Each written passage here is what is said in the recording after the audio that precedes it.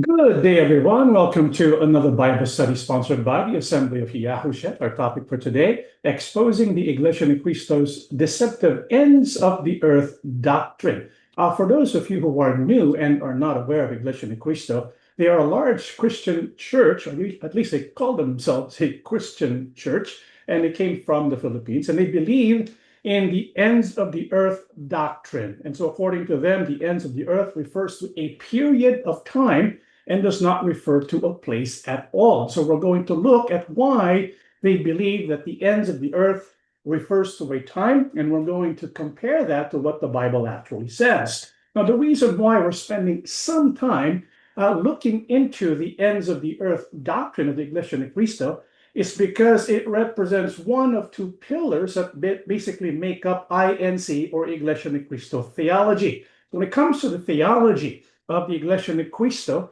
it's based on these two pillars. They believe the ends of the earth refers to a period of time that began July 27, 1914. The other pillar is they believe that the islands of the sea and the Far East mentioned in the Holy Scriptures refers to the Philippines. So you have the Philippines doctrine, you have the ends of the earth doctrine, and they are the two foundational pillars of the Iglesia ni Cristo theology. And so if we destroy these pillars, then the house of the Iglesia ni Cristo comes tumbling down. And so what is the basis of their belief that the ends of the earth refers to a time and not a place? Well, in this article written by Dennis Lovendino concerning Felix Y. Manalo as God's messenger, I quote, he says, the fruits of the messenger's work, the people who would become beneficiaries of his preaching function, would come from the ends of the earth. And then he quotes Isaiah 43:6, bring my sons from afar and my daughters from the ends of the earth. He then concludes by saying the ends of the earth is the period when the end of the world is near, which will be marked by specific events. So to the Iglesia ni Cristo, the phrase ends of the earth refers to a period of time. I want you to keep that in mind. It refers not to a place, but a period of time which began July 27, 1914, which they say is the fulfillment of wars and rumors of wars mentioned in Matthew 24, and the verse is 6. And so the basis of their pillars, their two foundational pillars of Iglesia ni Cristo theology, is the biblical passage Isaiah 43:5-6. So let's go ahead and read Isaiah 43:5-6, and let's see how they use this passage to teach about ends of the earth. This is Isaiah 43:5-6. Fear not, for I am with you. I will bring your descendants from the east and gather you from the west. I will say to the north, give them up, and to the south, do not keep them back. Bring my sons from afar and my daughters from the ends of the earth. And so clearly this is a prophecy, and it's about the work of Yahweh bringing his people together, and he will bring them together from the ends of the earth. Now, the Iglesia ni Cristo teaches that the phrase ends of the earth refers to a period of time, and so according to them, this prophecy was fulfilled July 27, 1914, because Yahweh God, he brought together his people there in the islands of the sea in the Philippines beginning July 27, 1914. And so to make that narrative work, this phrase ends of the earth, well, it has to refer not to a place, but to a period of time. So we're going to look at this conclusion made by the Iglesia ni Cristo. So what does the ends of the earth actually mean according to the Holy Bible? This is what we're going to answer today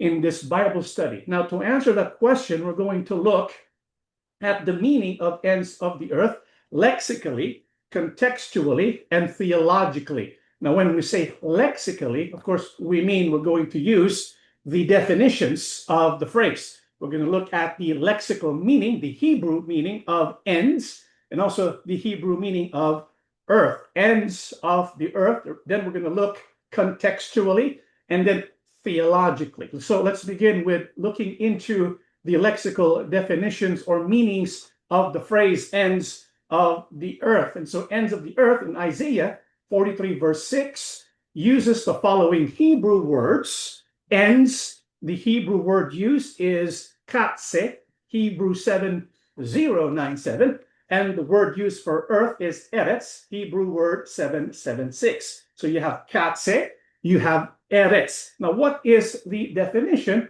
of katse? It simply means the end, the extremity, or the border, or the outskirts. And so it refers to the extremities concerning a particular place. And when you combine it with the word earth, what is the meaning of the word earth, or eretz? Eretz means the earth, but it's not just the earth. It can also refer to a land, a country, or ground, or field. This is why the word eretz is important here, because the scope of its meaning can be pretty extensive. It doesn't refer all the time to the whole earth. Many people think it refers to the whole earth, but it can refer to a land, it can refer to ground, it can refer to a country. Now, when you put those two words together, katse, eretz, the word earth, eretz, referred to dry land, and its ends, katse, meant the furthest borders of the known world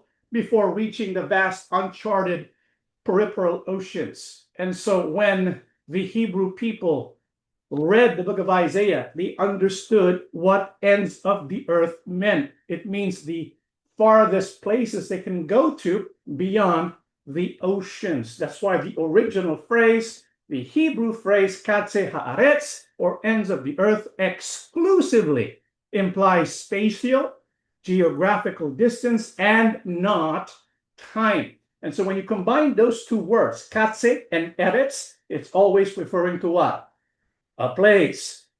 It's never found in scripture, katse with eretz and referring to time. And so katse and eretz together never has been used to refer to a period of time. It's only the Iglesia Ni Cristo that makes that plain. And so when it comes to the lexicon, the dictionary of the Hebrew Bible, we know katse and eretz always refers to a place. So we looked at it lexically. Now let's look at it contextually. So how is the ends of the earth used in the Holy Bible? Now, for us to understand how ends of the earth is used, we have to look at all the different instances where it is used.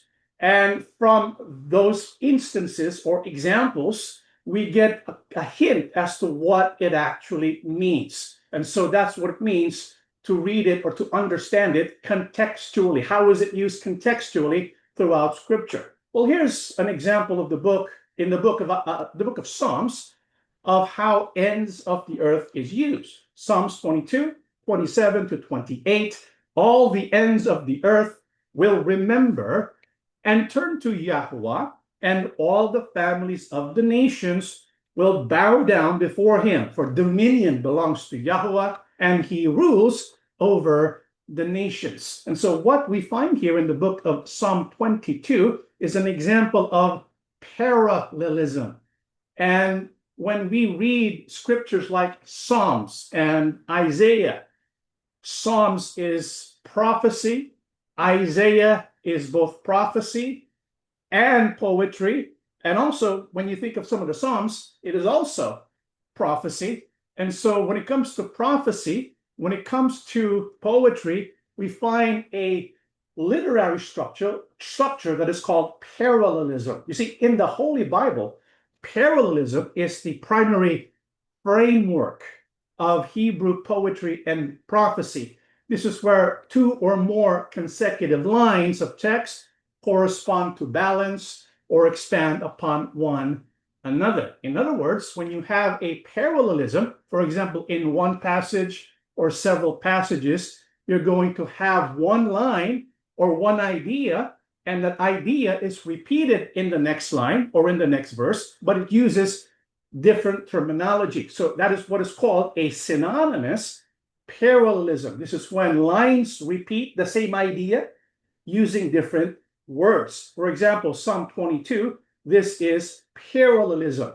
And so we have the idea of ends of the earth. And so what does ends of the earth mean? Well, it's repeated using different words. That idea of ends of the earth is defined as all the families of the nation. So the phrase refers to people from distant foreign nations, remembering Yahuwah and turning to him. So the phrase ends of the earth refers to all places of the earth. And here's another example of parallelism. Isaiah 5:26. He will send a signal to distant nations far away and whistle to those at the ends of the earth. They will come racing toward Jerusalem. Do you see the use of parallelism here? Bible tells us that he will send a signal to distant nations far away. That sentence has an idea of sending a signal to distant nations far away, right? That same idea or same sentence is repeated using different words. What is an idea using different words?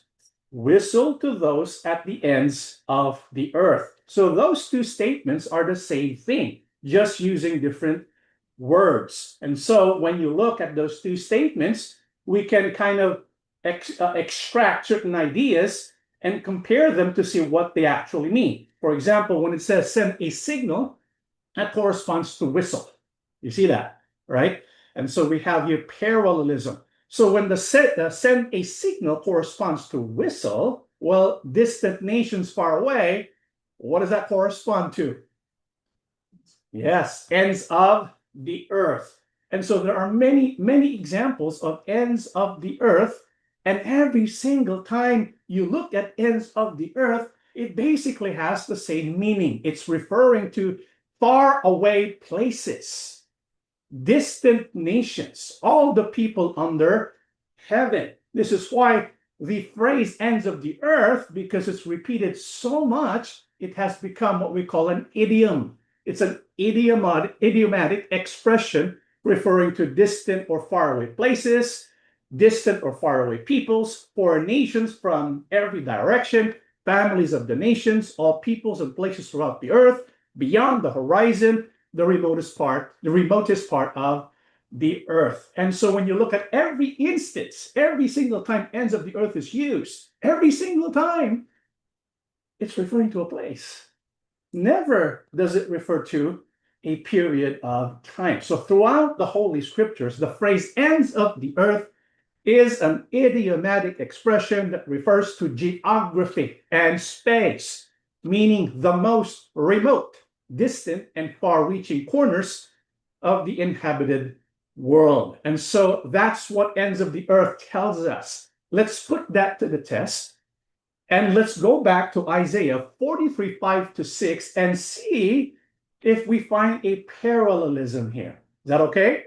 Let's go back to Isaiah 43:5-6. You notice there is ends of the earth at the end.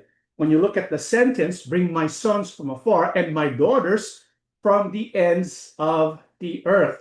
And so immediately when you look at that sentence, bring my sons from afar and my daughters from the ends of the earth, we see a parallelism right away, right? Because ends of the earth correspond to those who are from afar. So what does ends of the earth mean? From afar. Again, it fits the idiomatic expression. It fits the other uses of ends of the earth throughout the Holy Bible. So we have afar, ends of the earth. Now, when it says from afar where? Well, from afar, from far places, from the east, from the west, from the north, and from the south. In other words, all the different directions of the earth. In other words, what the Bible is talking about are people who are going to come from the farthest east, the farthest north, the farthest west, the farthest south. In other words, the people, all the people under heaven, all the earth, all the way to its farthest regions. That's what ends of the earth means. And so it fits the idiomatic expression. When we use the context, the contextual meaning of ends of the earth, it tells us it's always referring to a place, the remote, distant, and far-reaching corners of the inhabited world. Make sense? Now let's take a look at what the meaning of ends of the earth is theologically. Well, in Deuteronomy 28:64, before Yahuwah brings his people to the promised land, there was a warning given. This is why in the book of Deuteronomy, God gives his people a choice: obey, and this is going to happen; disobey, and this is what's going to happen. But Yahuwah God already knows what Israel's going to do. They're going to disobey. They're going to be rebellious. In fact, this is what happened. And so what did Yahuwah God warn them? When that happens, I'm going to scatter you among all the nations from one end of the earth to the other. When it says from one end of the earth to the other, what is that referring to? Place. He's going to scatter the people of God. He's going to scatter the people of Israel to all the farthest places of the earth. And in the historical context of the Babylonian exile, because that was primarily fulfilled in the Babylonian exile. And so in that context, the ends of the earth meant distant empires like Babylon, Persia, Assyria, Egypt, and the Mediterranean islands, not the islands in the Far East. This is where the refugees, the remnants of Israel, this is where they were scattered. And so the Bible tells us in advance, even before they enter the promised land, that they're going to be punished and disciplined and scattered throughout the ends of the earth. This is why in Deuteronomy 30, it tells us all the nations where Yahuwah, your God, drives you. But according to scriptures, even though Yahuwah God will discipline his people Israel by driving them and scattering them to the ends of the earth, you notice the promise of Yahuwah. He says, I will gather you again from all the nations where Yahuwah your God has scattered you. If any of you are driven out to the farthest parts under heaven, I'm going to gather you. And so theologically, the people of Israel is going to be scattered to all the different parts of the earth, but Yahuwah God is going to bring them back from all those farthest places from where Yahuwah God has scattered them to. This is what Isaiah 43, 5-6 actually means. And so ends of the earth refers to the farthest east, the farthest north, the farthest west, the farthest south. People of God were scattered in those places. Time will come, however, when Yahuwah will fulfill his promise, and what will he do? He's going to gather his people together from those faraway places. We call that the ends of the earth. So when we look at the phrase ends of the earth, lexically, contextually, and theologically, there's only one conclusion. It's not referring to time, it's referring to what? A place. This is why the question I bring up to the Iglesia de Cristo is, how do you explain all of this evidence about the meaning of ends of the earth? Because when you look at how Iglesia de Cristo explains ends of the earth, there's really no basis. There is absolutely no basis for teaching the ends of the earth refers to a period of time. When they explain it as a period of time, they say that because that's what their messenger said, right? Well, how did the messenger know that ends of the earth refers to a period of time? Because he's the messenger, right? It doesn't come from biblical exegesis. This is why we're studying this, because we want to use the Bible to explain what the Bible means. We're not going to refer to someone explaining to us what the Bible actually means. Because when you ask the Iglesia de Cristo, what's your basis? Why do you say that the ends of the earth refers to a period of time? You know, I'm a minister. I'm an ex-minister of the Iglesia de Cristo, and we studied in the ministry for a couple of years, several years. We studied in the ministry for about 7 years, 8 years. And we know this is a popular question. What's the proof that the ends of the earth doesn't refer to a place, but refers to a time? One of the arguments that was taught to us, which I used before because I was deceived before, and I used to believe, and I was kind of convinced when this was presented to me, and this is what they present. They cite a dictionary, Nelson's Expository Dictionary of the Old Testament. So when they gave us this information, and I was a student of the ministry, I believed it. And I was convinced by this argument. This is like a wow argument to me. I'm convinced. This is it. This is our answer to those who question ends of the earth, referring to a period of time. And so they cite Nelson's expository dictionary of the Old Testament. And when you read it, it says katse, end, border, extremity, right? The noun katse appears 92 times in all periods of biblical Hebrew, okay? And then they go to the second part. Do you see the second part? Second, katse can signify a temporal end. And so when you read this, when they present this information to you, here you are listening, here you are reading, you might be convinced, aha, the English in Christ has a good point. Ends of the earth can refer to a temporal end. But do you see the deception? Did you see the deception? I didn't see it at first, but can you see the deception now? You see, they tried to make it appear that katse, when used with eretz, can refer to a temporal end. We know from Scripture, when we study ends of the earth throughout the whole Bible, katse and eretz always refers to a place. Katse, when combined with eretz, never refers to time. But can you spot the deception? Yeah?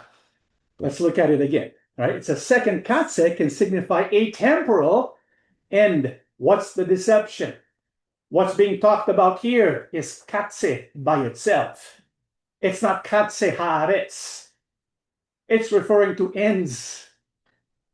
Not ends of the earth, but ends by itself. That's the deception. This is why, when I go back and think about this, my goodness, I was deceived because I was not careful when it comes to looking into certain things. And I want you to learn from my experience. Test everything, and to the best of our ability, really kind of ask ourselves questions that no one might come up with, right? Be courageous to ask those questions. And so this is what I want to present to the ministers of the Iglesia ni Cristo. I want you to ask this question to your executive minister, Eduardo Vimanalo, or maybe you can ask Jose Ventilacion, because he's so-called, what is he?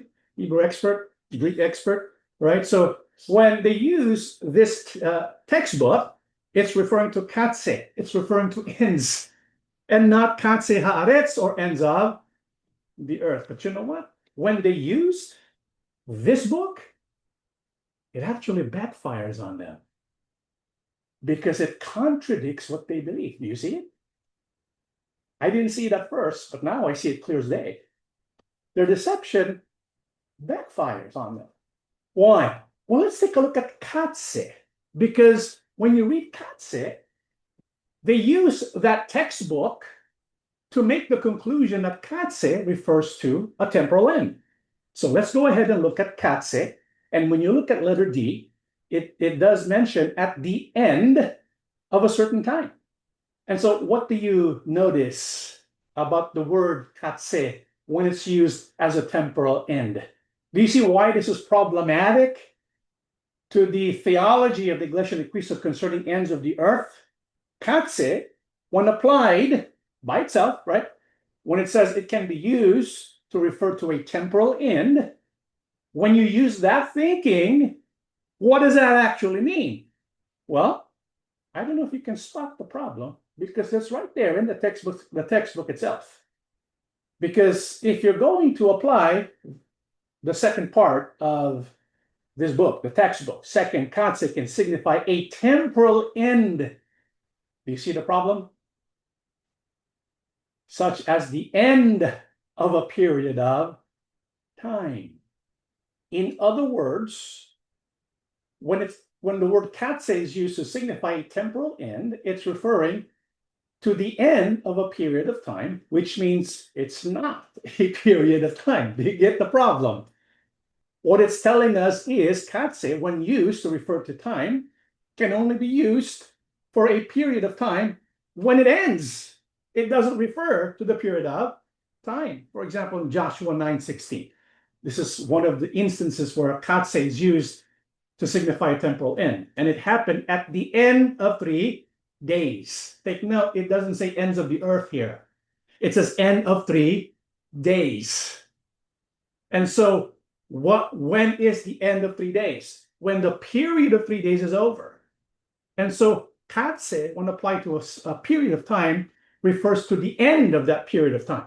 It doesn't refer to the period of time itself. Make sense? Another example, 2 Samuel 24:8. So when they had gone through all the land, they came to Jerusalem at the end of 9 months and 20 days. Again, the word katse is used. It's not ends of the earth, but end of 9 months and 20 days. And so when it's used to signify a temporal end, it means the end of a period of time and not a period of time.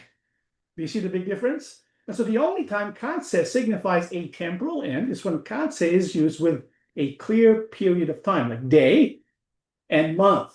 Every single time katse is used with eretz, it denotes a place and not a time.